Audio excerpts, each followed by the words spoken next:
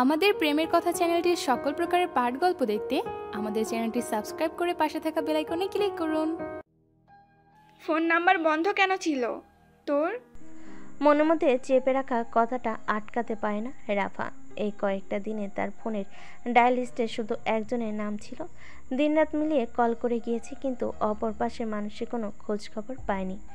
একটাবার কেমন আছে শুনতে মরিয়া হয়ে উঠেছিল। অগোচরে ভালোবাসাটা তাকে অস্থির করে তুলেছিল, কিন্তু এই ব্যক্তিটা, তার তো কোনো ধ্যান ধারণাই নেই। নিজের মধ্যে কারোর প্রতি অস্থিরতা। ব্যস্ত ছিলাম কাজে। কি কাজ? আমার একান্ত কোনো কাজ থাকতে পারে না? আমার দ্বারা কোনো কাজ করা সম্ভব না? নিনাদের ক্রুদ্ধ স্বরে কথার ভাঁজে খেয়া শান্ত স্বরে বলে, রেগে যাচ্ছিস কেন? রাফা তো ভুল কিছু বলেনি। আমরা কি জানতে পারি না? নাকি তুই এখন নিজেকে আমাদের বহির্ভূত ভাবতে শুরু করেছিস? অবান্তর প্রশ্ন করলে রাখবো না।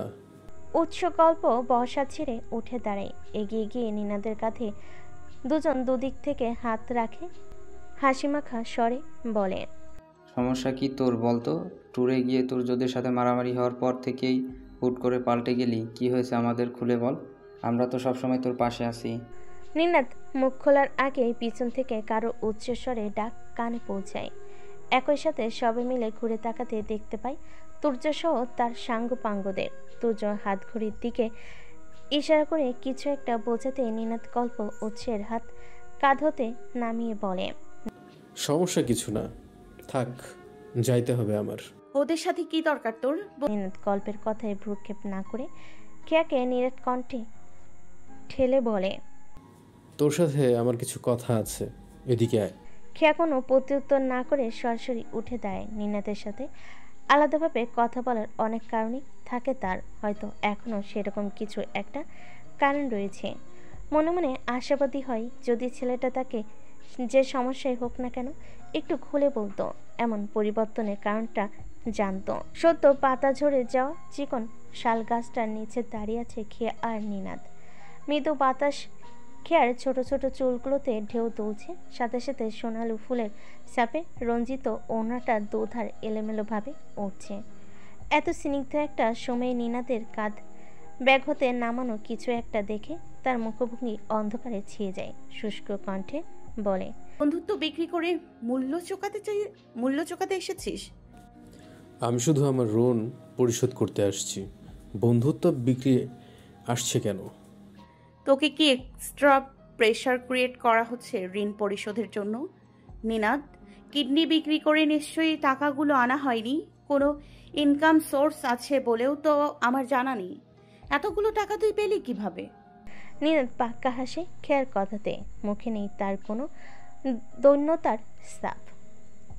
বেশ স্বাভাবিক সক্রিয় অঙ্গভঙ্গিতে বলে, টাকার উৎস এখন আমার কাছে মামুলি ব্যাপার।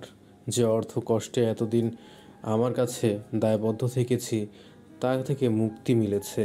জীবনের থিওরিতে যুক্ত করেছে অর্থের বিনা নিঃশ্বাস নাহি চলে। উৎসটা কি? সেটা তোর বা তোদের জানার বিষয় নয়। টাকাগুলো নে, আমাকে দায় মুক্ত কর। আমার কাজ আছে, যেতে হবে। খেয়া পদে পদে অবাক হয় নিনাদের বিস্তর পরিবর্তন দেখে। চোখে দৃষ্টি তার অন্য কথা বলছে। কথার ধরনে কত পার্থক্য সৃষ্টি হয়েছে। এই কয়টা দিনে কি এমন হয়েছে যে সম্পূর্ণ মানুষটাকে নতুন মোড়কে উন্মোচিত হতে হলো? আমি তোকে দায়বদ্ধ হিসেবে কখনো রাখতে চাইনি, না তাড়াহুড়ো করেছি ঋণগুলো শোধ করার জন্য। সবার জীবনেই সঠিক এবং সুন্দর সময় আসে। উপরওয়ালা সবাইকেই প্রতিদান দেন। হঠাৎ এত ধৈর্যহারা কেন? আমি বুঝতে পারছি না এত জবাবদিহিতার কি প্রয়োজন। তোর টাকা তোকে ফিরিয়ে দিচ্ছি, তুই কি চাস আমাকে সবসময় সবার কাছে ছোট রাখতে? টাকাটা বৈধ তো? টাকার গায়ে বৈধতা অবৈধতার কোনো ছাপ থাকে না। টাকা টাকাই হয়। ক্যানিনাদের বাড়ানো 1000 টাকার বান্ডিলের দিকে তাকাই মিলান হাসে। কাঁধের ব্যাগটা হাত দ্বারা শক্ত করে চেপে ধরে বলে, লেখা থাকে না ঠিক, কিন্তু হজম করার পরে সেটার প্রতিফলন ওপর থেকে আসে। যাই হোক, আমি তোর ঋণের বোঝা কমিয়ে দিলাম। এই টাকা আমি গ্রহণ করলাম এবং সমস্ত দায়ভার থেকে মুক্ত করলাম। হাতে ধর। আমার হয়ে ছোট্ট একটা দায়িত্ব পালন কর। এই টাকাটা আমি স্পর্শ করতে রাজি নই। তুই এটা কোনো দান বাক্সে দান করে দিস। নিনাদের কুচকানো ভ্রুতই সোজা হয়ে যায় খেয়ার কথায়, অভিব্যক্তি হয়ে ওঠে কিছুটা কঠোর। মুখের উপর প্রত্যাখ্যান বিষয়টা তার কাছে হয়তো সুচালো কাটার মতো বিধে। এত গরিমা ভালো না খেয়া, এমপির কন্যা তো, টাকার মূল্য বুঝিস না। বাপের কাড়ি কাড়ি টাকার মধ্যে সাঁতার কেটে বড় হয়েছিস, এজন্য তো দেমাগ টাকার প্রতি অভক্তি জমে গেছে। খেয়ার পাড়ানো পথে পা থমকে দাঁড়ায়, চোখে হুট করে তার ফুলকি রেশ দেখা যায়। পিছনে ঘুরে শক্ত কণ্ঠে বলে, এমপির কন্যা ট্যাগ দিয়ে খুব সহজেই অনেক কথা বলা যায়, কথায় কথায় খোঁচা মারা যায়, টাকার বস্তা হিসেব করা যায়। 4টা বছর কাটিয়েছিস, কখনো আমাকে টাকার দেমাগ দেখাতে দেখেছিস? কখনো অতিরিক্ত সুবিধা ভোগ করতে দেখেছিস? ওই যে মাজেদ মামার ক্যান্টিন, ওখানে ভর্তা ভাত খেয়েছি তোদের সাথে, 5 স্টার হোটেলে না। এগুলো কিন্তু শো অফের জন্য নয়, এটা আমাদের পারিবারিক শিক্ষা থেকে এসেছে। বুঝে শুনে কথা বলবি। যে বিহেভগুলো করছিস টাকার মোহে অন্ধত্ব হয়ে। অপরাহের আদ্র প্রান্তে খেয়া কাঁধে ব্যাগ নিয়ে হনন করে চলে যায় নিনাদের থেকে। অধিক টাকার ছোঁয়া পেলে নাকি মানুষের মধ্যে মনুষ্যত্ব আর বিবেকবোধ হারিয়ে যায়, সব কিছুকেই দরদামে হিসেব করে। এতদিন এই কথা সে শুধু শুনেই এসেছে, আজ নিজের অতি কাছের একজন মানুষের মধ্যে তার প্রতি তার স্পষ্ট প্রতিফলন দেখতে পেল। মানতে বাধ্য হচ্ছে এখন সেটা। নিনাদ ব্যাগের টাকাগুলো নিয়ে সরাসরি তুর্যের কাছে চলে যায়। তার মুখে নেই কোনো অনুতাপের ছায়া। জীবনের চাহিদা মেটাতে গিয়ে যে কাজের সম্পর্কগুলো ফিকে হয়ে যাচ্ছে সেদিকে কোনো লক্ষাতীত নেই। আজ রাতে রকিন বাস যাবে সিলেটে, 3.25 কোটির মাল। তোরে যাইতে হবে সাথে। অ্যাডভান্স 1 লাখ নে এখন, কাজ শেষে বাকি 1 লাখ। নিনাদ তুর্যের থেকে বাড়িয়ে নেয় টাকা। ঠোঁটে তার প্রাপ্তির হাসি। এই কয়দিনে কাজের অভিজ্ঞতা, কোনো তিক্ততা সে অনুভব করেনি। কাজের বিনিময়ে মোটা অঙ্কের টাকা তাকে বৈধতা অবৈধতার পার্থক্য ভুলিয়েছে। জীবনের অর্ধেক সময় কাটিয়ে এসেছে অভাবের মাঝে, হঠাৎ তার অফ্রন্ত টাকা সুখ ভোগ করছে অবলীলায়। গোয়েনহাটে আর্মির বাচ্চারা তল্লাশি চালাইতে পারে। যদি এদিক সেদিক বুঝিস, মজনু শেখের লোকেরা ওইখান দিয়েই থাকবে, শুধু কল করে জানাবি, বাকিটা ওরাই দেখে নেবে। আমি কাল যাইতেছি। মজনু ব্যাটার শালা নিজের ভাগে টানে বেশি। সমস্যা নাই, কাজ হয়ে যাবে। কি করে হলো? আমি কিভাবে বলবো আব্বাজান? আপনি ছাড়া কেউ করেনি আম্মাজান। অদ্ভুত আব্বাজান। দয়া করে কথা ঘুরিও না, ক্লিয়ার করো। এটা সেন্সিটিভ ইস্যু, এতটা উদয়বান হওয়া মোটেও উচিত নয়। মিসেস সালমা বাম কান হতে ফোনটা নিয়ে ডান কানে চেপে ধরেন। রকিং চেয়ারে পা তুলে আলতো হাসেন ছেলের কথায়।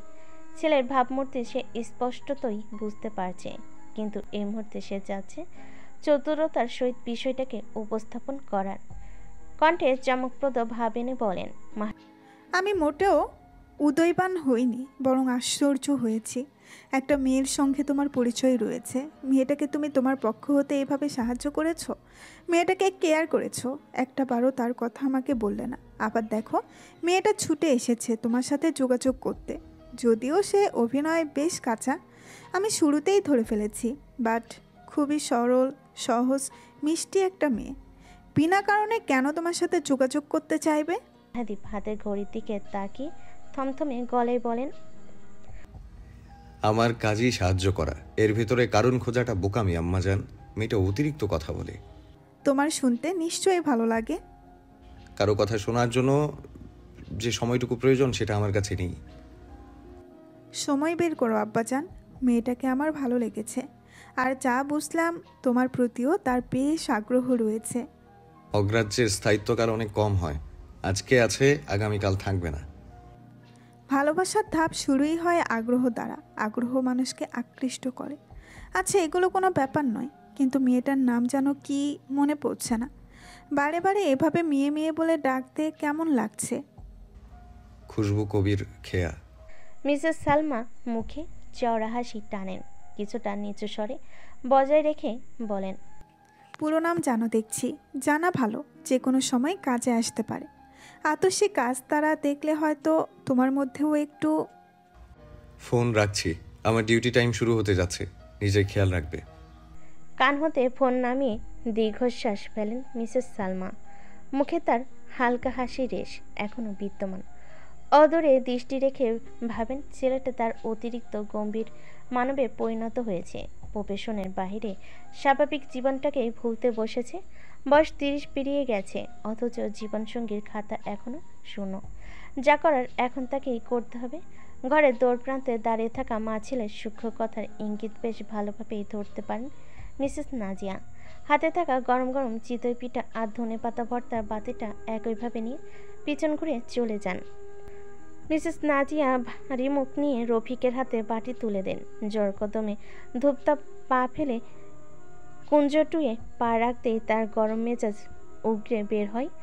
সোফায় বসে আরাম করে পেপারে মনোযোগ দেওয়া মহসিন খান হুট করেই সহধর্মিনী রেগে যাওয়ার কারণ ধরতে পারে না। চোখতে চশমা খুলে টেবিলে রেখে বলেন, কি হলো আবার হঠাৎ?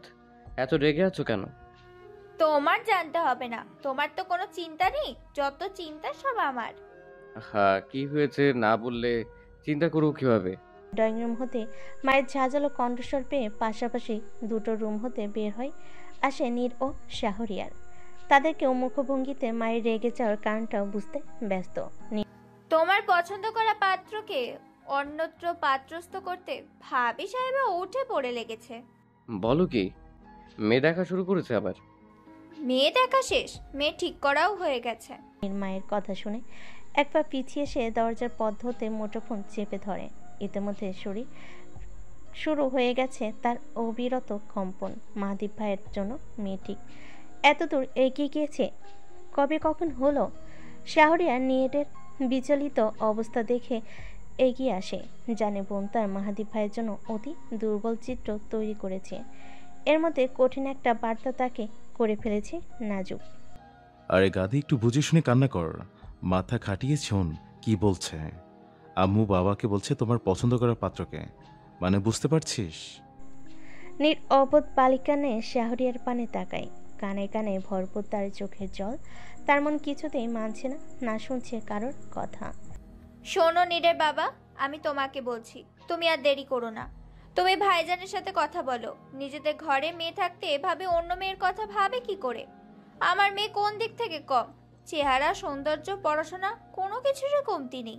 শান্ত হও নাজিয়া, এত ব্যস্ত হওয়ার কিছু নেই। বিয়ে ঠিক করলে আমি অবশ্যই জানতাম। তবে যাই হোক, আমি দেখি ভাইজানের সাথে কথা বলছি, কিন্তু বয়সটার পার্থক্য একটু বেশি হয়ে যায় না? মিসেস নাজিয়া সোফায় ধপ করে বসে বলেন, রাখো তোমার বয়স। মাহাদীপকে তো দেখে কেউ বুঝতেই পারবে না ওর এত বয়স। আমার মেয়ের সঙ্গে দারুণ মানাবে। যদিও ওর একরক্ষার স্বভাব আমার পছন্দ নয়, কিন্তু ছেলে তো মন্দ নয়।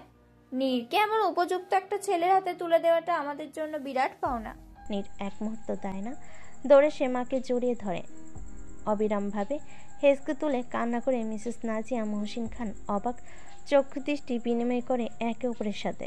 মা বাবার উদ্বেগ মাখার চাহনি দেখে শাহরিয়ার এগিয়ে এসে গলার স্বর টেনে বলে, আম্মু তোমার মেয়ে মাহদীপ ভাইকে খুব বেশি পছন্দ করে, এবং সেটা অনেক আগে থেকে। অন্য মেয়ের সঙ্গে বিয়ের কথা শুনে কান্না করছে। ধুর পাগলি মেয়ে, তোর বাবার আমি তো অনেক আগেই ভেবে রেখেছি ঘরের ছেলের সঙ্গেই ঘরের মেয়ের বিয়ে হবে। আর তো চাচ্চু তোকে ভীষণ পছন্দ করে, এক কথায় ছেলের বউ বানাতে রাজি হয়ে যাবে, দেখিস। চাচিমণি যদি রাজি না হয়? তোর চাচিমণিও রাজি হবে, চিন্তা করতে হবে না তোর। কান্না থামা। নিশুতি রাত নয় ঠিক, কিন্তু আজকের আকাশে চাঁদের আলো বেশ মিলান। জ্যোৎস্নার ভুবন ভুলানো রোশনাই আজ মেঘের আড়ালে ঢাকা পড়েছে। চারিদিকে ঘুটঘুটে এই অন্ধকারে হেঁটে চলেছে এক মানবী। ওড়না জড়িয়ে আবৃত করে রেখেছে মুখ। চোখে ভয়ের রেশটা দৃশ্যমান হলেও সেটা হয়তো অপেক্ষিত। গাবতলী বাস স্ট্যান্ডে ঢাকা হতে সিলেট যাওয়ার বাসটা আর একটু পরই ছাড়বে। নিনাদ হাতে জ্বলন্ত সিগারেটের ছাই ফেলে সামনে দাঁড়ানো ব্যক্তির হাত দুটো ধারালো ছুরি হাতে নিয়ে সপ্তপনের শার্টের ভাঁজে লুকায়। লোকচক্ষুর আড়ালে কিংবা মানুষের চোখে ধরা সেটা ধরা না পড়লেও দূরে দাঁড়ানো মানবীর চোখে ঠিকই ধরা পড়ে। অবিশ্বাস্য দৃষ্টি হতে গড়িয়ে পড়ে এক ফোঁটা মূল্যহীন জল বা সেলপার উচ্চ আওয়াজে প্রতিধ্বনি হয়। যাত্রীগামী মানুষদেরকে তাড়া দেয় বাসে ওঠার। নিনাদ হাতে থাকা সিগারেটের শেষ টান দিয়ে পায়ের তলায় পিষে ফেলে। সামনে দাঁড়ানো ব্যক্তি হতে বিদায় নিয়ে উঠে পড়ে বাসে। বৈদ্যুতিক খুঁটির আড়ালে দাঁড়ানো মানবীটির মাঝে ঝড় বইছে। অসম সিদ্ধান্তহীনতায় ভুগতে থাকে। কি করবে? যাবে সে? পিছু নিবে তার? হঠাৎ পাপের জগতে নাম লেখা মানুষটাকে কি বুঝাবে? রাফা মনের ভিতরে সাহস আনে। ভালোবাসা পাওয়ার জন্য তার কোনো জোরাজুরি নেই, কিন্তু নিনাদ যে ভুল পথে অগ্রসর হচ্ছে সেটাতে ধ্বংস অনিবার্য। আজ ক্যাম্পাসে তুর্যের সাথে মেলামেশা দেখেই বুঝেছিল নিনাদ আর নিনাদ নেই, সে হয়ে গেছে কোনো কুকুরের কৃতদাস। বাসের গায়ে লেখা বাংলা অক্ষরে রেনকুনার। রাফা মুখে ওড়না চেপে উঠে বাসে বসে। কাঁধ হতে ঝোলানো লম্বা ফিতার ছোট্ট একটা ব্যাগ। বাসের মধ্যে মানুষজনের খুব একটা ভিড় নেই। তেমন একটা সামনে দুটো সিট আর পিছনে মাত্র একটা সিট ফাঁকা। নিনাদের উপর দৃষ্টিপাত করে সে সরাসরি পিছনের সিটে চলে যায়। পিছনেতে সামনে বসা নিনাদকে সে স্পষ্ট অবলোকন করতে পারবে। বাস চলা শুরু করেছে। রাত এখন 10টার কাছাকাছি। রাফার আশেপাশে কয়েকজন পুরুষ বসেছে। সামনের সিটে একজন মহিলা, সাথে একটা ছোট বাচ্চা, আর তার পাশে হয়তো তার স্বামী। মহিলাটাকে দেখে রাফার মনে একটু সাহস আসে। আশেপাশে ব্যক্তিদেরকে আর গুরুত্ব দেয় না। অধিকাংশ পুরুষের মাঝে একজন নারীর দেখা পাওয়া অন্য একজন নারীর জন্য অনেক প্রশান্তির। ভয়টা খুব নিমিষেই কেটে যায়। রাফার চোখ স্থির নিনাদের উপর। নিনাদ ব্যাগ হতে ফোন বের করে উঠে দাঁড়ায়। সজোরে হেঁটে সামনে এগোতেই রাফা একই সাথে উঠে দাঁড়ায়। মনের মধ্যে প্রশ্নেরা উকি দিয়ে ওঠে, নিনাদ কি নেমে যাবে? রাফা একটু এগোতেই আবার থেমে দাঁড়ায়। বাসে বসা আশেপাশে মানুষ উৎসুক নজরে তাকিয়ে থাকে তার দিকে, কিন্তু রাফার সেদিকে ভ্রুক্ষেপ নেই। নিনাদ বাস ড্রাইভারের সাথে কিছুটা কথা বলে ফোন হাতে ধরিয়ে দেয়। ড্রাইভারটি এক হাতে গাড়ি চালাতে চালাতে অপর হাতে ফোন কানে ধরে মাথা নাড়াতে থাকে। অতঃপর ফোনটা নিনাদের হাতে ফেরত দিয়ে চোখে ইশারায় কিছু একটা বোঝায়। নিনাদ সিটে ফেরত আসার আগেই দ্রুত পায়ে পিছিয়ে গিয়ে সিটে বসে পড়ে রাফা। মুখটা ওনার আড়ালে ভালো ভেবে ঢেকে দু চোখ নিবদ্ধ করে ফের সামনে। রাতের খাওয়া শেষ হয়েছে মাত্র। ফোনের মেসেজ অপশনটার উপরে খেয়ার গাঢ় নজর। মাঝখানে একটা দিন পার হয়ে গেছে কথা বলার। তারপরে উক্ত ব্যক্তি হতে আর কোনো প্রতি উত্তর আসেনি। সে হতে তার চোখ শুধু ওখানেই আটকে আছে। ওপার থেকে আসা মেসেজগুলোকে তার বিষের মতো লাগছে। যখনই টুং করে শব্দ হয় অতি উৎসাহে গিয়ে দেখতে থাকে, দেখে তার মুখ কুঁচকে যায়। মনে মনে সখানে গালি জুড়ে দেয় কল সেন্টারের ব্যক্তিবর্গকে। বিকালবেলায় ছাদে বসে সে কিছুটা সাহস করে কল দিয়েছিল মানবটার নাম্বারে। ভয়ে ভয়ে ফোনটা কানে ধরতে ওপাশ থেকে বিরক্তিকর সেই ভাষ্য শুনতে পাই, ফোন সুইচ অফ। এখন বিকাল পেরিয়ে রাত, তবুও সেই যান্ত্রিক ভাষা শেষ হচ্ছে না। নাম্বার বন্ধ তো বন্ধই। বিছানার মাঝ বরাবর টানটান হয়ে শুয়ে বিড়বিড় করে নিজের মনেই বলে, বেটা কি ডিউটি করতে গিয়ে ফোনটা রেখে এসেছে? একটা মানুষ এতটা অসহ্য কিভাবে হতে পারে বুঝি না। ফোন বন্ধ করে রাখলেই হবে, খুলতে হবে না? দরকারি কলও তো আসতে পারে। নিজের মনের সাথে একাকী তর্ক বিতর্কে গিজগিজ করতে করতে খেয়ার চোখ লেগে আসে। হাতের ফোনটা তার একইভাবে ধরা। রাত 12:15। ঘুমন্ত খেয়ার হৃদয় হঠাৎ করে বেগে আসে। মুখটা হতে অস্পষ্ট স্বরে ভেসে আসে, কে আর বাচ্চা, দূর হ, এত রাতে ঘুম ভাঙাচ্ছিস কেন? কিন্তু না, খেয়ার হৃদয় মাঝপথে আসে না। ক্রমশ বিরক্তিসীমার দিকে ধাবিত হতে সে লাফ দিয়ে উঠে পড়ে বিছানায়। খানিক সেকেন্ড স্তব্ধ হয়ে বসে থাকার পরে অনুধাবন করে রুমে কেয়ার কোনো অস্তিত্ব নেই। বিছানায় পড়ে থাকা মোবাইলটা তার ভাইব্রেশন হচ্ছে। খেয়া দ্রুত বেগে ফোনটা হাতে নিয়ে তাকায়। স্ক্রিনে ভাসমান নাম্বারখানা দেখেই তার ঘুমে লেগে থাকা ছোট ছোট চোখ জোড়া বড় হয়ে যায়। মেরুদণ্ড হতে বয়ে যায় শীতল স্রোত। ঠোঁট নাড়িয়ে অবাক কণ্ঠে উচ্চারণ করে, মেজর সাহেবের phone. I need your help. সাহায্য? আমি খেয়া হতে সাহায্য? লোকটার মাথা ঠিক আছে কি? ঘুমো ঘুমো রেশ কেটে গেছে তৎক্ষণাৎই। মাথার মধ্যে একসাথে এত কিছু ইনপুট করতে খেয়ার সমস্যা হচ্ছে। প্রথমত ওনার এত রাতে ফোন কল, দ্বিতীয়ত উনি সাহায্য চাচ্ছেন, যদিও এখন রাত, তাই সে বলতে পারছে না যে সূর্য কোন দিকে উঠেছে। দিন হলে নিশ্চিত বলতো সূর্য কি আজ অন্যদিকে উঠেছে। খেয়া বাম কানে ফোন ধরে ডান হাতের তর্জনী দাঁতের নিচে খুঁড়তে খুঁড়তে আনমনা হয়ে জবাব দেয়, কিন্তু আমার কাছে তো কোনো পিস্তল নেই, আপনাকে সাহায্য করব কিভাবে? মাহাদীপ ঠোঁটের উপরে ঠোঁট ভাঁজ করে সামনে দৃষ্টি রেখে ভারী কণ্ঠে উত্তর দেয়, পিস্তল আমার কাছে এনাফ রয়েছে, যেটা বলি সেটা শুনবেন প্লিজ। জি বলুন। আমার কিছু ইনফরমেশন লাগবে। আমার সম্পর্কে? মাহাদীপ চোখ বন্ধ করে ধীরভাবে নিঃশ্বাস ছেড়ে দেয়, নিজের সর্বোচ্চ নিয়ন্ত্রণে রাখার চেষ্টা চালিয়ে শান্ত কণ্ঠে জবাব দেয়, মিস খেয়া, আমি যতটুকু যা বলি মন দিয়ে শুনুন, সেই অনুযায়ী কাজটা করুন, কাজের বাইরে কোনো কথা বলবেন না। ফুলে থাকা বেলুন হুট করে চুপসে গেলে যেমনটা দেখে খেয়ার মুখ এই মুহূর্তে একই প্রতিচ্ছবি। ঠোঁট এপাশ ওপাশ জুড়ে বাকিয়ে বলে, প্রফিট ছাড়া কাজ করি না। কি লাগবে? আমি যা চাইবো সেটা করতে হবে। কোলে উপরে রাখা ল্যাপটপটা সামনে ডেস্কে রেখে উঠে দাঁড়ায় মাহাদীপ। পনের 7টার কুচকানো অংশটা ঠিক করতে করতে জবাব দেয়, হোয়াটস দ্যাট? আপনার ফোন নাম্বার একটা নির্দিষ্ট সময়ে মাস্ট খুলে রাখতে হবে। মাহাদীপের মস্তিষ্ক খেয়ার দেওয়া সূক্ষ্ম ইঙ্গিত বেশ ভালো করেই ধরতে পারে, বুঝতে পারে নারিকায় আসলে তাকে কি বোঝাতে চাচ্ছে। নিজের কঠিন চিত্রের ভিতরে দাবানলের বসবাস, সেখানে বর্ষণের মতো শীতল আবির্ভাবের বাস করা কঠিন। মেয়েটাকে শক্ত করে কিছু বলতে গিয়েও তার মন রুখে দাঁড়ায়। শীতল কণ্ঠের গভীর রেশে বলে, আমার জীবনে নির্দিষ্ট কোনো সময় নেই, যখনই উপর হতে নির্দেশনা আসে তখনই কাজে ছুটতে হয়, সেটা হোক রাত কিংবা দিন। বুঝতে পেরেছি, তাহলে কাজটা সহজ করে দিই। আপনি যখনই ফ্রি সময় পাবেন আমার মেসেজের প্রত্যুত্তর দেবেন। মেয়েরা সবাই কি ম্যাচিওর হয়? ব্যক্তি বিশেষে হয়, সবার সামনে হয় না। এখন বলুন রাজি? ভেবে দেখব। সরি হলো না তাহলে, সরি। ওকে, অ্যাগ্রি। আমি এখন বের হব, সময় কম হাতে। আপনার ফ্রেন্ড নিনাদ সম্পর্কে আমার ফুল ডিটেলস লাগবে আধা ঘন্টার মধ্যেই। কেয়া নিনাদের নামটা শুনে চমকায়, আত্মাটার ভিতর থেকে হুট করেই ছলকে ওঠে। জনক কণ্ঠস্বর ভেদ করে বলে, নিনাদ ও ঠিক আছে? ওর কোনো সমস্যা হয়নি তো? কুল, সমস্যা যেন না হয় সেটার জন্যই কাজ করছি। আপনি ওর সম্পর্কে সমস্ত ডিটেলস দিলে আমাদের কাজ করতে সুবিধা হবে। আমি দিচ্ছি, কিন্তু ও কি কোনো খারাপ কাজের সাথে জড়িত? Are you think so? I think so. Mahadeep ফের ল্যাপটপের কাছে আসে, বাম হাত দ্বারা কিবোর্ডে কিছু একটা ক্রিয়া চালনা করতে করতে ঠোঁটে টানে মৃদু হাসি।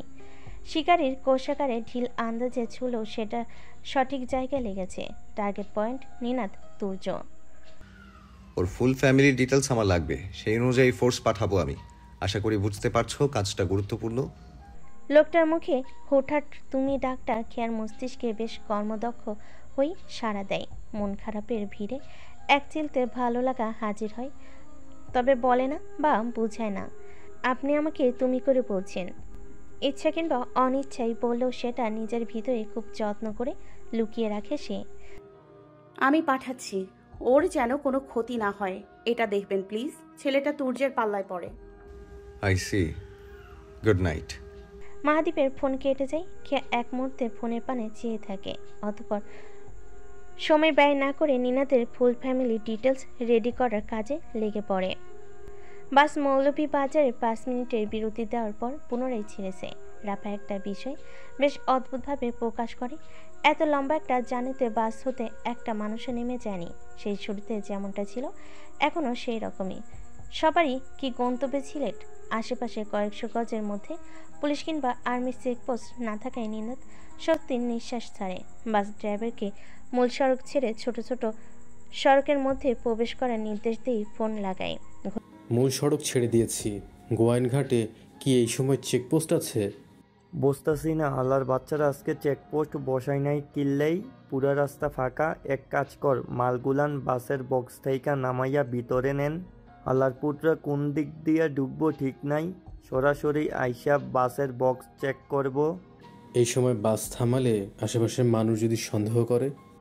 আবে শালা, আশেপাশে আমরা মানুষজন ছড়াইয়া ছিটাইয়া রাখছি। ঠিক আছে। কাটা ঘন্টায় পার করে গোয়েনঘাট সদর উপজেলায় রেকুইনার বাস প্রবেশ করে। নির্জীব রাস্তায় গাড়ি থামাতেই বাস হতে নিনাদ সহ ৩-৪ জন নেমে যায়। রাফার সজাগ দৃষ্টি উৎপাপিত হতেই সে উঠে দাঁড়িয়ে পড়ে। মনের মধ্যে সংকোচতা দূর করে সামনে বসা মহিলাটাকে নমনীয় কণ্ঠে জিজ্ঞাসা করে, আপনারা কোথায় নামবেন?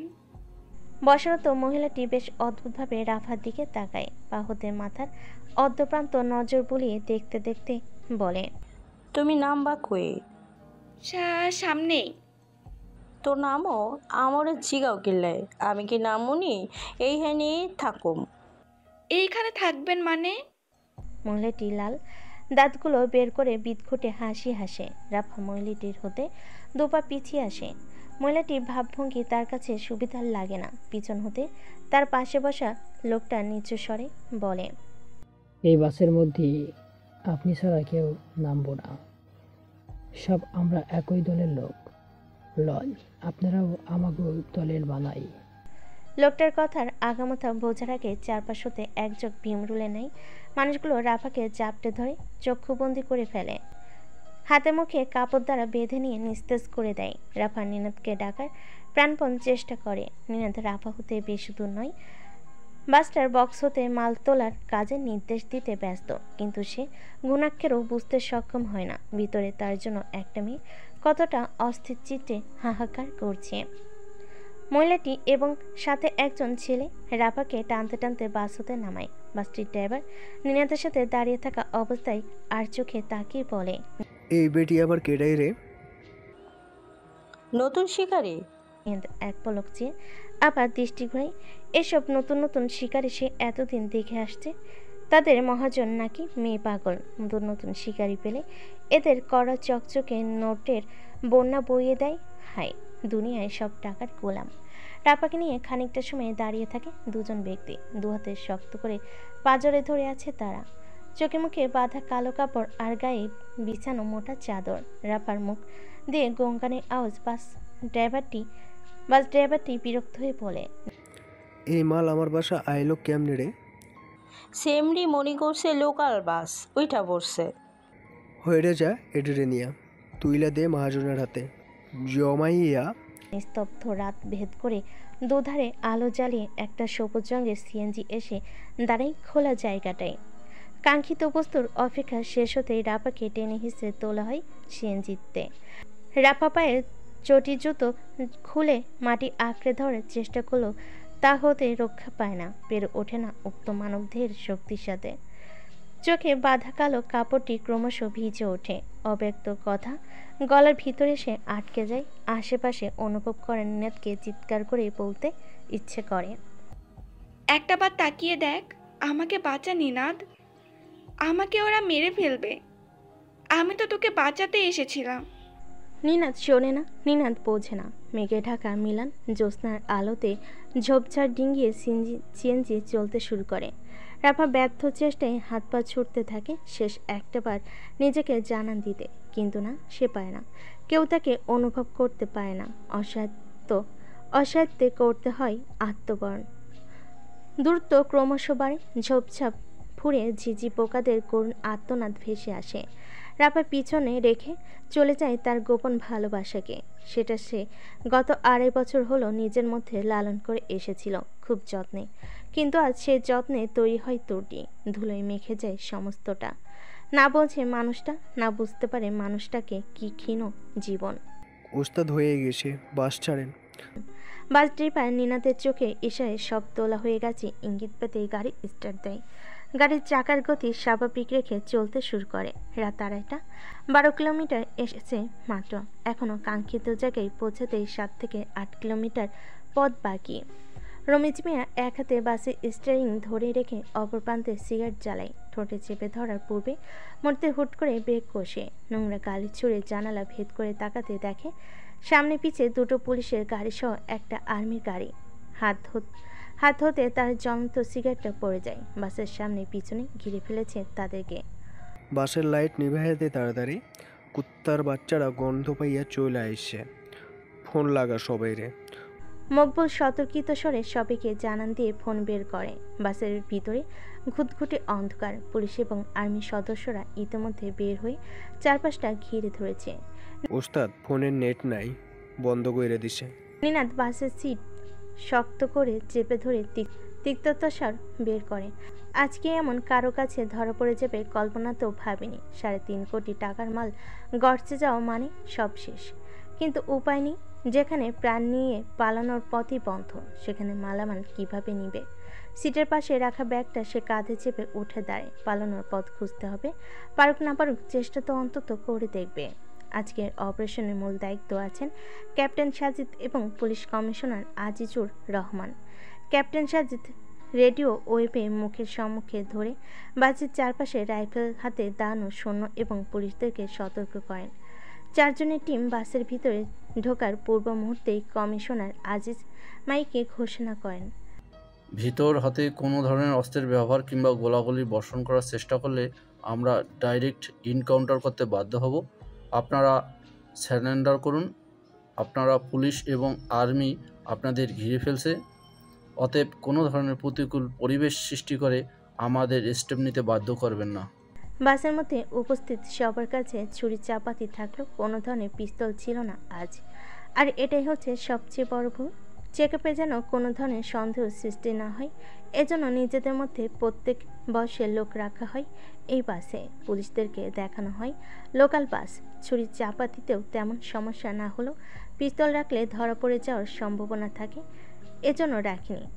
আর আজকে সবচেয়ে বেশি মূল্যের মালামাল নিয়ে যেতে হচ্ছিল, বিধায়ী সতর্কতাও ছিল কঠোর। নিয়ন্ত এখন বুঝতে পারছে আজ কেন চেকপোস্ট বসানো হয়নি, যেখানে অন্য রাতে 2-3 বার করে চেকিং করা হয়। প্রত্যেকবারই পুলিশের চোখে ধুলো দিয়ে পালিয়ে যেতে সক্ষম হয়। সেখানে আজ ছিল এক অন্য পরিবেশ। না ছিল কোনো চেকিং, না ছিল চেকপোস্ট। ফাঁদ পেতেছিল সেনাবাহিনী আর পুলিশের লোকেরা। আর সেই ফাঁদে কি অবলীলায় শিট। যৌথ বাহিনী 4 জন সদস্য বাসে ঢুকতেই সামনে হতে সবাইকে স্যারেন্ডারের নির্দেশ দেয় উচ্চ স্বরে। নিনা দ্রুত পায়ে পেছাতে থাকে। একদম সেট সিটে গিয়ে জানালার কাছে গিয়ে বসে। ডান সাইডের জানালা হতে কয়েক হাত দূরে একজন পুলিশ সদস্য দাঁড়িয়ে, পিছনে একই দূরত্বে। মাঝখানে কিছুটা জায়গা ফাঁকা, তার পাশে জঙ্গলের ঘন স্তূপ। দ্রুত পায়ে উঠে মাঝের সিট বরাবর দাঁড়ায়। সামনে দরজা হতে এক এক করে সবাই নামতে শুরু করেছে। শার্টের ভাঁজে গুজে রাখা একটা ছুরি বের করে সে পাশে হাঁটতে চলা এক সাঙ্গকে হুট করে মুখ চেপে গলায় ছুরি ধরে বসে। গলায় ছুরি ধরে বাম পাশে জানালার কাছে এনে মাথা বের করে ধাক্কা মারে নিনাদ। সাঙ্গটার অর্ধশরীর বের হলো, বাকি অর্ধশরীর ভিতরে থাকে। বাসের পিছনে দাঁড়ানো 2 জন পুলিশ এগিয়ে আসতে নিনাদ ছুরি ফেলে এক ছুটে ডান পাশে সে জানাল হতে লাফ দিয়ে স্তূপের ভাগাড়ে গিয়ে পড়ে। 2 জন পুলিশ টর্চ হাতে পিছনে তাড়া করতে সে ঢুকে পড়ে জঙ্গলের ভিতর। পিছনতে ছুটতে থাকে এলোপাথারি গুলি। জঙ্গলের ভিতরে পড়ে থাকা শুকনো বড়ই কাটার ডাল আর দেহের সূচের মতো ঢুকে পড়ে। পায়ের তলে চামড়া ভেদ করে ফুটতে থাকলেও সে তার চলার গতি থামায় না। রক্তাক্ত শরীর তার ক্রমশ ভিজে ওঠে। জীবনের মায়া করে ভুলে যায় সব কিছু। এই মুহূর্তে হাতে পাওয়া 1 লাখ টাকার কথায় মাথায় আসে না নিনাদের। মাঝখানে পেরোয় একটা দিন। শনিবারের সকালে নাস্তায় রুটি আর ডাল ভাজি নিয়ে কার্পেটে বসেছে খেয়া। প্লেটে সাজানো রয়েছে 2টো রুটি আর অল্প পরিমাণে ডাল ভাজি। খাওয়ার প্রতি অনিয়া স্পষ্ট চোখে মুখে, আর এতেই ক্ষুব্ধ গুলনাহার বানু। মেয়েনো দিন দিন পাড়ের কানি হইয়া যাইতাছ, শরীরের নাই এক ফোঁটা গোস্ত, হাড্ডি গুলেন চাইয়া থাকি, খাওয়া আসে না তোমার না? মিসেস শিরিন ছোট্ট বাটিতে খই আর গরম দুধ মিশিয়ে হাতে দেন গুলনাহার বানুকে। শাড়ির আঁচলে হাত মুছতে মুছতে বলেন, এই মেয়েকে নিয়ে হয়েছে আমার এক জ্বালা। কোনো খাবারই তার মুখে রোচে না। এত খাবার বাছাবাছি করলে শরীর ধরবে কি? একে দেখে কেউ বলবে এই মেয়ে অনার্স ফাইনাল ইয়ারে পড়ে? কেয়া মুখে রুটির ছোট টুকরো তুলে খেতে খেতে বলে, দাদিবু, ওকে দেখে নিশির আম্মু বলে, তোমাকে তো দেখতে আমার মেয়ের চেয়েও ছোট লাগে। তোমাকে কি 3 বছর বয়স থেকে স্কুলে ভর্তি করিয়েছে নাকি? এত তাড়াতাড়ি ইউনিভার্সিটিতে উঠলা কেমনে? আর এত শুকনা কেন? ভাত খাও না? গরম তেলে কেয়া ফোড়ন ছাড়তেই গুলনাহার বানু জ্বলে ওঠেন। হাতে থাকা ছোট সুপারি দানা ছুঁড়ে মারেন কেয়ার দিকে খিটিমিটি মেজাজ নিয়ে বলেন, সব তোগর বাপের দোষ।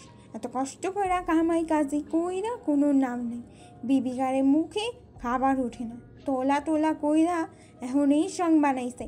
বোমা যাও তো, আরও 2টা রুটি নিয়ে আহ। এই সেমটিরে আইস খাওয়াই সারবো, মাইসেরাও কত কন শুরু করছে, বাবু যায়।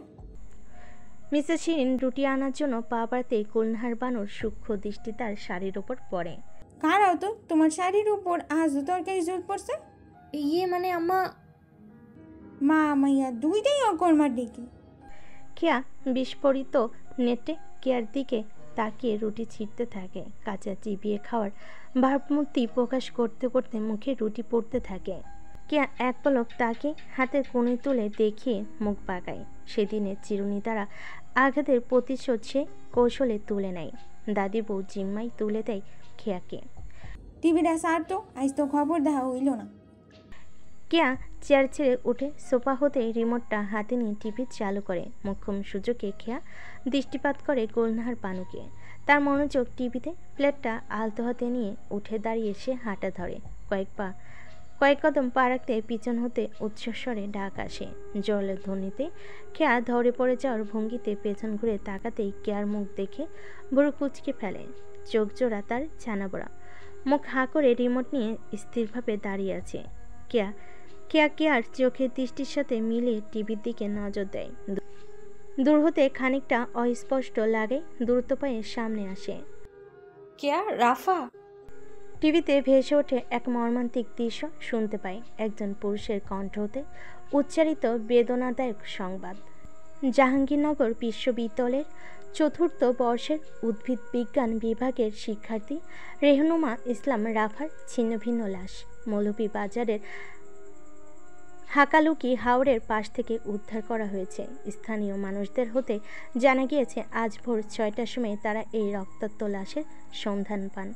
চাক্ষুষ দৃষ্টিতে অত্যন্ত নির্মম এবং পৈশাচিকভাবে হত্যা করার আলামত স্পষ্ট ফুটে উঠেছে। আশেপাশে প্রত্যক্ষদর্শীর খেয়ার মাথা হুট করেই ঘুরপাক দিয়ে ওঠে। হাত হতে কাছের প্লেটটা পড়ে গিয়ে টুকরো টুকরো হয়ে যায়। কেয়া দৌড়ে সে খেয়াকে জাপটে ধরতে খেয়া নিজের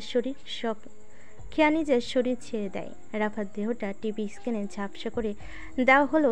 খেয়ার চোখে তা স্পষ্ট ভাসে। চোখ দিয়ে অবিরাম ধারায় বয়ে যায় তার নোনা পানি। শব্দ করে কাঁদতে পারে না, অস্পষ্ট স্বরে আওড়ায়, এটা হতেই পারে না কখনো, এটা হতেই পারে না কখনো না। সে ভুল দেখছে। ক্ষত বিক্ষত শরীর নিয়ে বিমূঢ় হয়ে টিভির দিকে আরও একজন মানব তাকিয়ে আছে। চোখের পলক তার স্থির। এক মুহূর্তে জীবনের সব হিসেব সে গুলিয়ে ফেলেছে। কিছুই মাথায় আসছে না। কঠিন অবিশ্বাসের প্রাচীর গড়ে উঠেছে মনে। বাক্য ক্ষতকে সে আর অনুধাবন করতে পারে না। ভিতর হতে মনে হচ্ছে রক্তক্ষরণ হচ্ছে। কি করে সম্ভব? অদূরে পড়ে থাকা ব্যাগটার দিকে চোখ পড়তেই উঠে গিয়ে দাঁড়ায় নিনাদ। চেন খুলে ছোট্ট পকেটে রাখা চিরকুটটা বের করে, রাফার দেওয়া চিরকুট, যেটা খুলতে গিয়েও খুলতে পারেনি, তবে রেখেছিল নিজের কাছে। কেন রেখেছিল এর কোনো উত্তর নেই। কাপা হাতে চিরকুটটার ভাঁজ খোলে। রক্তলাল চোখ মেলায় কলমে লেখা অক্ষরগুলোর উপর। একপাঙ্কিক ভালোবাসা বুঝিস নিনাদ, যেখানে শুধু বিচরণ করে একটা মানুষের স্থূল অনুভূতি। সূক্ষ্ম বললাম না, কিন্তু বলি কি করে? সূক্ষ্মের চেয়ে স্থূলের মান যা অনেক বেশি। তুই আমার কাছে স্থূল অনুভূতি। আমার মনের সর্বজায়গাতে তোকে বিচরণ ঘটিয়েছি। আমার জানিস ভীষণ কষ্ট লাগে, দম বন্ধ লাগে মাঝে মাঝে। মনে চায় তোকে সব খুলে বলি। একা নিজের সাথে যুদ্ধ করে আর থাকতে পারি না। ক্লান্ত লাগে বড্ড। 2-1বার বলতে গিয়ে তোর কাছ থেকে প্রত্যাখ্যানের ভাঁজ পেয়ে ফিরে আসি, ভেঙে পড়ি। কিন্তু আমার এই পচা মনটা আবার তোর প্রতি মায়া জাগায়। নিজেকে শক্ত করি। আমার একার ভালোবাসাকে ভীষণ যত্নে লালন করি। আমি তোকে ভালোবাসি নিনাদ, অনেক ভালোবাসি। আমাকে কি ভালোবাসা যায় না একটু নিনাদ? শুধু তো এইটুকুই চাওয়া, পূরণ করা কি খুব কঠিন? আমার বিশ্বাস একদিন তুই ঠিক বুঝবি। সেই দিনের অপেক্ষায় থাকলাম। লাশবাহী ফ্রিজিং গাড়িটা একটু একটু করে দৃষ্টি সীমানার মধ্যে আসছে তো খেয়ার বুকের পাঁজর ভেঙে পড়ছে। শৈলী দুহাত দিয়ে শক্ত করে কাঁধ চেপে রাখলেও মনে হচ্ছে যে কোনো মুহূর্তেই পড়ে যাবে। উৎসুক কল্প তৃষা বিমূর্ত রূপে দাঁড়িয়ে আছে পাশে, এখনো অবিশ্বাস্য মনে হচ্ছে সবটাই ভ্রম। কোথাও একটা ভুল হচ্ছে। রাফার সাথে এরকমটা হতেই পারে না। এমন অগোচরে কাউকে কিছু না বলে যেতেই পারে না সে। কিন্তু অ্যাম্বুলেন্সের করুণ আর্তনাদ স্বাভাবিক মানুষকেই যেখানে দিকভ্রান্ত করে, ক্ষণিক সময়ের জন্য হলো মৃত্যুর কথা মনে করে, সেখানে তো সৃষ্টি হয়ে আছে জলজান্ত এক উদাহরণ। এরপরও অবিশ্বাস কি করে হতে পারে? শতক মানুষের ভিড় জমে গিয়েছে ইতিমধ্যেই। ক্যামেরা স্থাপন করে সাংবাদিকেরা ব্যস্ত সরাসরি খবর কভার করতে। উৎসুক জনতার নজর মৃতদেহী লাশ দেখতে। রাফার বাবা মাকে তাদের আত্মীয় স্বজনেরা ঘিরে রেখেছেন। একমাত্র মেয়ের নির্মম মৃত্যুতে বারবার মূর্ছা যাচ্ছেন মা। বাবা হয়ে আছেন শোকে পাথর। রাফার বড় ভাই রায়ান অ্যাম্বুলেন্স হতে নেমে দরজা খুলে দেন। সাদা কাপড়ে মোড়ানো লাশটা নিথর দেহে শুয়ে আছে স্ট্রেচারে। নেই তার মধ্যে আর কোনো তাড়াহুড়ো, নেই কোনো ব্যস্ততা। যে অধমকে বোঝাতে গিয়ে জীবন দিল, সেই অধমের ভাগ্য হলো না তাকে শেষ একটাবার দেখার। একরা স্বপ্নগুলো অধরা মৃত হয়ে থাকলো তার মতো করেই। খেয়ার চোখ নীরবে কাঁদে প্রিয় বান্ধবীর মুখটা শেষবারের মতো দেখে। এই তো সিলেট ট্যুরে কত সুন্দর একটা সময় পার করে এলো একসাথে করে। টিলায় উঠে 7টা মানুষের একসঙ্গে তৈরি করা মধুর স্মৃতি যে এইভাবে কৃত্রিম ফ্রেমবন্দি হয়ে যাবে ঘুণাক্ষেরও ভাবতে পারেনি। সব আছে, রাফা নেই। মেয়েটার চোখে মুখে স্পষ্ট জানোয়ারের আঁচড়ের ছাপ লেগে আছে। সুন্দর মুখটাকে পিষে করে দিয়েছে কদর্য। কেয়া কম্পনরত হাত বাড়িয়ে দেয়, শ্রীহীন মুখটাকে কতখানি ছুঁয়ে দেয় বন্ধুত্বের সৃষ্টি ভালোবাসা দিয়ে। অনর্গল চোখ হতে ঝরা পানি যার সাক্ষী হয়ে থাকে। রাফা সার্থক মা বাবা ভাইয়ের পরে স্বচ্ছ মনের 5টা মানুষকে পেয়েছিল সে, যারা তার অন্তিম লগ্নে ভিতর থেকে পড়ে ছাই হয়ে যাচ্ছে। শরীরের একটা অঙ্গ হারানোর মতো তীব্র ব্যথাই ভুগছে। একটুখানি ভালোবাসা পাবার আশায় যে মেয়ে তার নিজের জীবনকে বিসর্জন দিল, সেই ভালোবাসা এখন তার পায়ের তলাতে। অথচ ভোগ করার সময়টুকু হলো না। বেলা বয় বেলার মতো করে। দুনিয়ায় যোগ বিয়োগ প্রতি সেকেন্ডে সেকেন্ডে হচ্ছে। কেউ আসছে তো কেউ যাচ্ছে। প্রকৃতিও যেখানে মেনে নিয়েছে সূচনা আর উপসংহারের রদ বদল, সেখানে মানুষের না মেনে উপায় কি? সৃষ্টিকর্তা সৃষ্টি ধ্বংস দুটোই বিধিলিপিতে স্থাপন করে দিয়েছেন, মানতে তো হবেই। লাশবাহী অ্যাম্বুলেন্স যাত্রা করছে রাফার গ্রামের বাড়ি সাতক্ষীরার উদ্দেশ্যে। শেষ কার্য সেখানে সম্পূর্ণ হবে। পোস্টমর্টেম সহ সকল প্রকার মেডিকেল টেস্ট করার প্রায় 4 ঘন্টা পর লাশ মিলেছে পরিবারের হাতে। গণমাধ্যমে প্রকাশিত হয়েছে ধর্ষণ শিকারে মৃত্যু। বিড়ম্বনা এড়াতে তাই সিদ্ধান্ত নেওয়া হয়েছে গ্রামে নিয়ে সাহিত্য করা হবে। শুধুমাত্র রাফার নিকট আত্মীয় এবং উৎস কল্প যাচ্ছে সেখানে।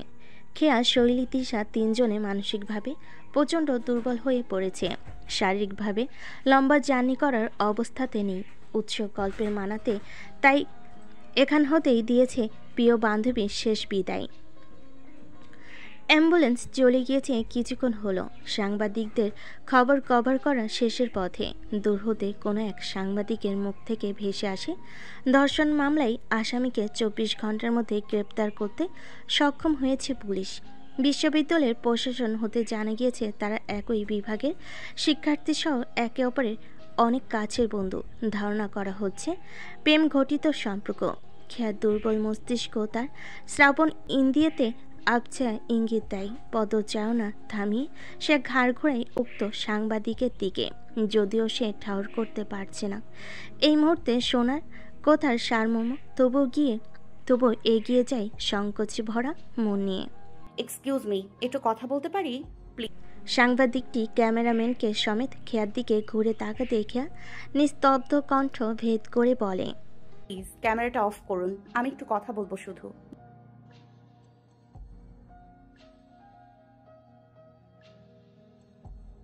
আপনি এমপি জহিরুল কবিরের মেয়ে? জি। সোশ্যাল মিডিয়ার ভুক্তভোগীর সঙ্গে আপনাদের কয়েকজনের ছবি দেখেছি। আশেপাশের সূত্র হতে জানলাম আপনাদের একটা গ্রুপ রয়েছে 7 জনের, যার মধ্যে ভিকটিম এবং আসামি দুজনেই বিদ্যমান। আপনাদের মধ্যে থেকেই যে কেউ এই কাজটি করবে তা আপনারা বুঝতে পারেননি? আমাদের মধ্যে থেকে মানে? কেন, আপনি জানেন না? জানার জন্যই আপনার কাছে এলাম। একটু আগে মনে হলো আপনি বললেন আসামি গ্রেফতার। কে সে? সাংবাদিক সাহেব তার হেল্ড মাইক্রোফোনটি হাতে ঘোরাতে ঘোরাতে খেয়ার দিকে সরু দৃষ্টি মেলে আশ্চর্য সুর তুলে বলে, আপনি হয়তো মেন্টালি ডিস্টার্ব হয়ে আছেন, যার কারণে আসামিকে এটা আমার কাছ থেকে শুনতে এসেছেন। আপনাকে একটা সহজ প্রশ্ন করা হয়েছে, সহজভাবে উত্তর দিতে কোনো আপত্তি? আপনাদের 7 জনের ভেতরে 3 জন ছেলে রয়েছে। এই 3 জন ছেলের মধ্যে একজন নিজেদের ভিতরের মানুষ। সহজ প্রশ্ন হয় কি করে ম্যাডাম? খেয়ার শরীর মধ্যাহ্ন বেলায় ঘেমে ওঠে। গলায় পেঁচিয়ে রাখা ওড়নাটা বা হাত দিয়ে একটু ঢিলে করে নেয়। শুষ্ক ঠোঁট ভিজানোর অবকাশ পাচ্ছে না। ঠান্ডা মাথায় হিসাব মেলাতেও গরমিল খাচ্ছে। 3 জনের মধ্যে কে? নিনাদ? কে আশেপাশে বিভ্রান্তে নেই তাকায়। এত মানুষের ভিড়ে নিনাদ কোথায়? ও আসেনি। আশ্চর্য, বন্ধু মহলের বিয়োগান্তে বন্ধুই নেই। বুঝতে পেরেছি, আপনি মানসিকভাবে ভেঙে পড়েছেন। আপনি কিভাবে জানলেন আমাদের মধ্যে থেকেই কেউ একজন এই কাজ করেছে? খেয়া সাংবাদিকটির কথার মাঝেই হতবিহ্বলে নেয়। জিজ্ঞেস করতেই প্রতি উত্তর পায়, আমাদের জানার অনেক সোর্স আছে ম্যাডাম। অনেক তথ্যই আমরা ইনস্ট্যান্ট পেয়ে যাই। কোন থানায়? ধানমন্ডি থানায় মামলা করা হয়েছে, ওখানেই নেওয়া হয়েছে। রাতের মধ্যেই হয়তো কোর্টে চালান করা হবে। খেয়া আর এক মুহূর্ত দাঁড়ায় না। এলোমেলো পায়ে দ্রুত হেঁটে যায় শৈলীদের কাছে। অসহ্য লাগছে সব কিছু, অসহ্য। নিনাদ নামটা তার মাথায় চক্রকারে ঘুরছে। রাফার সাথে নিনাদ, অসম্ভব। শৈলী খেয়ার উদ্ভ্রান্ত রূপ দেখে এগিয়ে আসে। সামনাসামনি দাঁড়িয়ে গালের নিচে হাত রেখে নরম স্বরে শোধায়, কি হয়েছে? এমন কেন লাগছে তোকে? খেয়া শৈলীর দিকে শূন্য দৃষ্টিতে তাকায়। গালে হাত নামিয়ে হঠাৎ ব্যস্ত সুর টেনে বলে, বাবাকে ফোন করতে হবে, থানায় যেতে হবে। শৈলী খেয়ার যাওয়ার পানে নির্নিমেষ তাকিয়ে থাকে। এ সময় থানায় কেন প্রশ্নটা মনে আসতেই পিছু ডেকে জানায়, আগ্রহটা আসে না। সব কিছু যেহেতু অস্বাভাবিক পর্যায়ে চলে যাচ্ছে, থানায় যাওয়াটাও এর বহির্ভূত কিছু নয়। বাবা, দয়া করে একটু কনসিডার করো। মুহূর্তে তোমার পক্ষে আমার সঙ্গে থানায় যাওয়াটা কঠিন, কিন্তু আমার কাছে কোনো অপশন নেই। খেয়ার ব্যাকুল কণ্ঠের পিঠে ফোনের অপর পার্শ্বতে ভেসে আসে জহির সাহেবের শক্ত গুরুগম্ভীর কণ্ঠ। তুমি কি অন্যায়কারীকে শাস্তির হাত থেকে রক্ষা করার জন্য আমাকে সাহায্য করতে বলছো?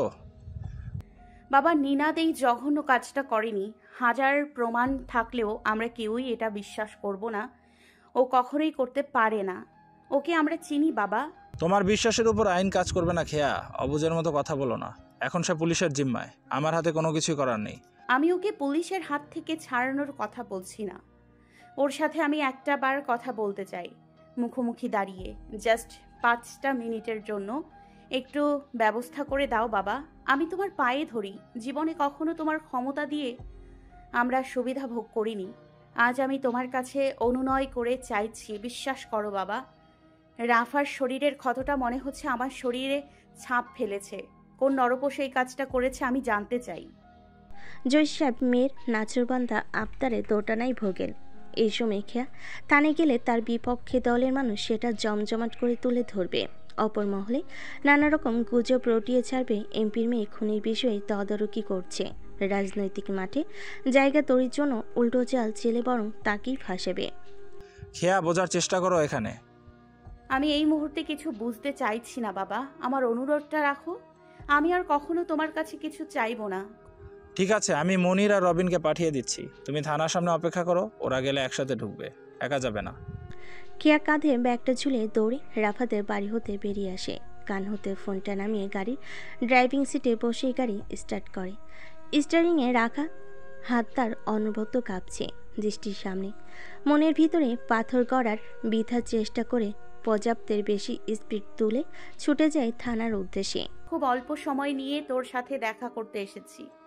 কিছুটা বিবেকবোধের তাড়নায় মনে হয়েছে তোর দ্বারা এই নির্মমতা সম্ভব নয়। মানুষ চেনা যদিও কঠিন, কিন্তু আমাদের বিশ্বাসটা হয়তো বেশ দৃঢ়।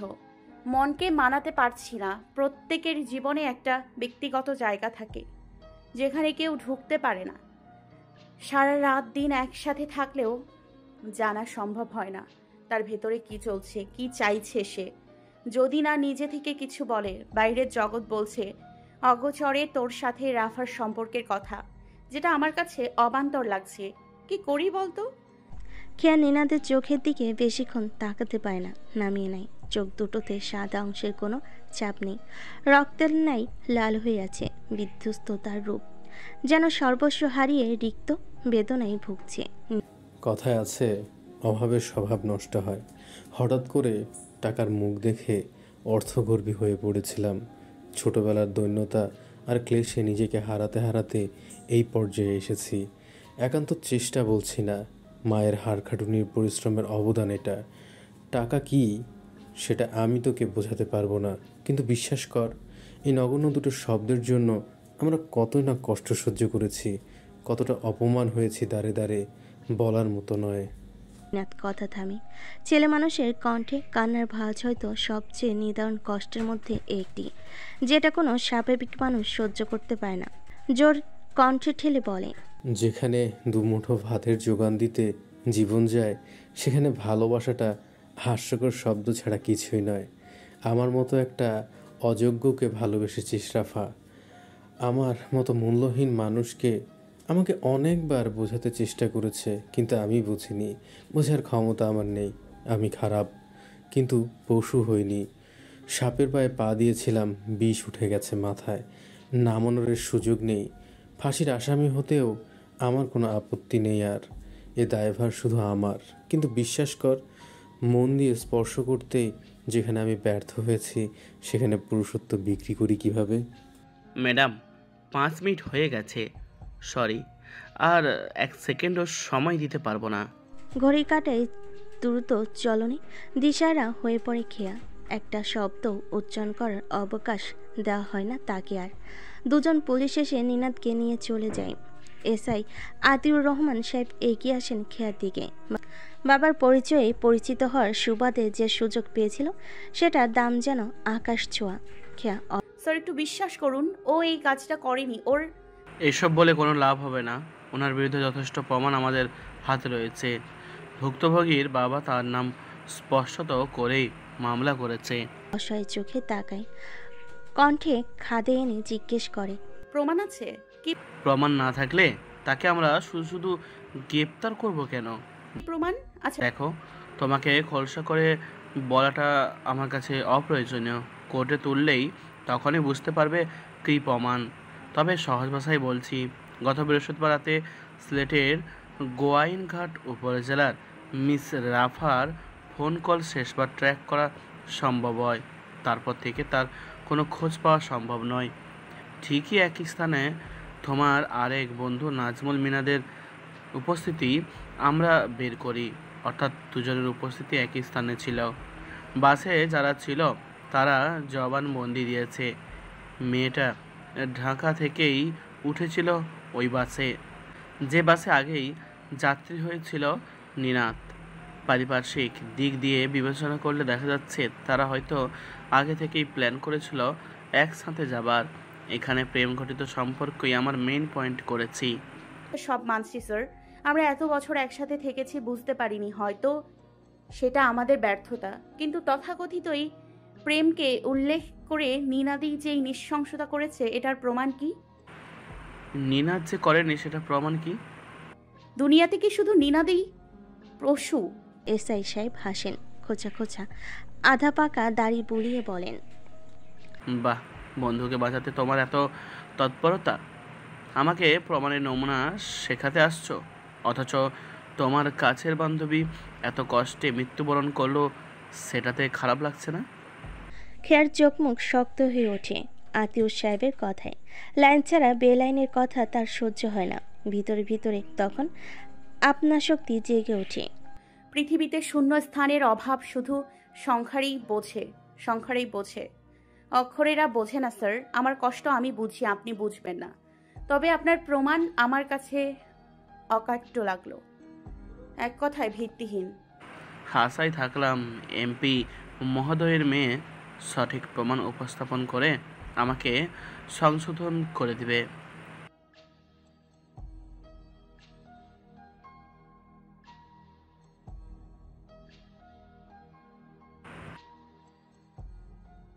খেয়ার প্রস্থান নিতে এসআই সাহেবের মুখ অন্ধকারে নিমজ্জিত হয়। পকেট হতে ফোন বের করে কল লাগাই কাউকে। মৃদু রাগের ভাঁজে বলেন, এমপি জহির সাহেবের মেয়েকে একটু ভয় দেখাতে হবে। বেচারি এক বন্ধুর মৃত্যু সহ্য করতে পারছে না, আবার আরেক বন্ধুর কারাবরণও মানতে পারছে না। নির্দোষ প্রমাণ করতে যুক্তি দেখাতে আসছে। আমি এদিকটা সাজিয়ে নিয়েছি, আপনি ওদিকটা গুছিয়ে ফেলুন। অন্ধকারাচ্ছন্ন রাতে দক্ষিণের বাতাস বইছে মৃদু। যান্ত্রিক শহরে কমে এসেছে যানজটের তীব্র শব্দ। সারাদিনের ব্যস্ততা শেষে মানুষ ফিরেছে আপন নিরালয়ে। বেলকনির ধার ঘেঁষে লোহার গ্রিল ধরে মুঠো পাকিয়ে দাঁড়িয়ে আছে খেয়া। অসার দৃষ্টিতে চুলগুলো তার দুলছে আপন মনে। জীবনে কত চিত্র এপিটোপিট জুড়ে। মানুষ ইচ্ছে মতো তাতে রং মেশাই, আবার ইচ্ছে মতো রং তুলে বিবর্ণ করে তুলে ফেলে কত সহজে। ফোনের ভাইব্রেট হয় জোরালোভাবে। খেয়ার হাত গ্রিল হতে আলগা হয়ে আসে। কিছু একটা ভেবে বেলকনি ছেড়ে চলে যায় রুমের মধ্যে। বিছানার উপর পড়ে থাকা ফোনটা খুলতে চোখে ভাসে একটা ছোট খুদে বার্তা। Calling after 7 minutes. কেয়া বার্তাটা দেখে কপাল ভাঁজ করে, ঠোঁট নাড়িয়ে মৃদু স্বরে নিজ মনে বলে, একটা মানুষ এতটা অদ্ভুত কিভাবে হতে পারে? সে কি সবসময় সময় ধরে কাজ করে? আমরা যে কোনো কাজে সময় নিতে 5-এর গুণিতক ব্যবহার করি বেশি। বিজোড় সংখ্যাটাকে অ্যাভয়েড করে চলি। আর এই মানুষ 7 মিনিটের কথা বলছে। একদম ঠিক 7 মিনিট পরেই কল দেবে নাকি?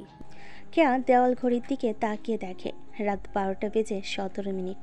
তার মানে উনি কল দিবেন তার হিসেব 24-এ। ঠিক 24-এ কি দিবে? না, হয়তো কথার কথা বলেছেন। খেয়া ঘুমিয়েছো? জয় সাহেবের দরজা নকের শব্দে খেয়া সময়ের হিসাব ছাড়ে। গলা বসে যাওয়ার দরুন তার কণ্ঠ স্পষ্টভাবে বের হচ্ছে না।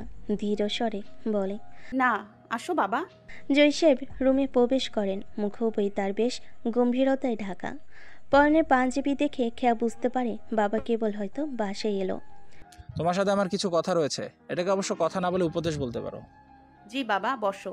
না, বসার প্রয়োজন নেই। আমি যা বলি সেটা শুধু মন দিয়ে শোনো। জি বলো। জয় সাহেব চোখ হতে চশমা নামিয়ে নিচের দিকে দৃষ্টি রেখে বলেন, আমার রাজনৈতিক জীবনের দীর্ঘ সময় অনেক উত্থান পতন হয়েছে। জীবনে সবসময় ভালো সময় আসে না। আর রাজনৈতিক ব্যক্তিদের ভালোর চেয়ে খারাপ সময় থাকে বেশি। শত্রু এবং ভুল ধরার মানুষও সংখ্যায় থাকে বেশি। তুমি ভালো করলেও ভুল হবে, খারাপ করলে তো কথাই নেই। সে যাই হোক, রাফার এমন অনাকাঙ্ক্ষিত মৃত্যু খুবই দুঃখজনক। আল্লাহ যেন মেয়েটাকে জান্নাত নসিব করেন, তার বাবা মাকে ধৈর্য দান করেন। কে এক মন দিয়ে বাবার কথাগুলো শুনতে থাকে। প্রথমে রাজনৈতিক বিষয়গুলো তার কাছে অস্পষ্ট লাগলো। রাফার কথাতে বোধগম্যতা ফিরে আসে। আমার ফ্রেন্ড নিনাদ, ছেলেটাকে তুমি যত এই কাছে থেকে চিনে জেনে থাকো না কেন, সে যেই কাজটি করেনি সেটা কিন্তু শিওর হয়ে বলা ঠিক নয়। তুমি মানুষের মনের ভিতরে ঢুকতে পারবে না। তার সাথে রাফার মৃত্যুর অনেক সংশ্লিষ্টতা পাওয়া গিয়েছে। তোমার মুখের কথায় কিছুই যাবে আসবে না। আইনের কাজই করবে। কিন্তু বাবা, তোমার এ বিষয়ে কোনো কথা আমি শুনতে ইচ্ছুক নই। মোট কথা, এই বিষয় নিয়ে তুমি মাথায় ঘামাবে না। রাফার বাবা ভাই, আইন এনাফ তার জন্য। নিনাদের তো কেউ নেই বাবা। অপরাধীর কাউকে ভালো লাগে না। আমি আজকে তোমাকে স্পষ্ট ভাষায় বলে গেলাম, সাবধান করে গেলাম, কথাটা মনে রেখো। খেয়া হতভম্ব হয়ে দাঁড়িয়ে থাকে। কোন রাস্তায় এসে পড়ল সে, যেখানে বের হওয়ার সুযোগ নেই। ওই ছেলেটা নিম্ন শ্রেণীর জন্য তার আইনের কোনো মূল্য নেই। ঘড়ির কাঁটায় ঠিক 12টা বেজে 24 মিনিট। ফোন বেজে ওঠে। খেয়া ফোনটা হাতে নিয়ে ঘড়ির দিকে তাকায়। মনে পড়ে বড় অপুর কথা। আমিরা অনেক টাইম মেনটেন করে চলে। সরি, তখন কল করার জন্য ভেবেছিলাম আপনি হয়তো অফ ডিউটিতে রয়েছেন। শাওয়ার সেরে কাঁধে টাওয়াল ঝুলিয়ে কফির মগ হাতে নিয়ে লাগোয়া ছোট্ট বেলকনিতে যাই মাহাদীপ। এখন অফ ডিউটি, বলুন কোনো সমস্যা? সাহায্য চাই। মাহাদীপ কফিতে ছোট্ট একটা চুমুক টেনে কান হতে ফোনটা নামিয়ে স্ক্রিনের পানে চায়।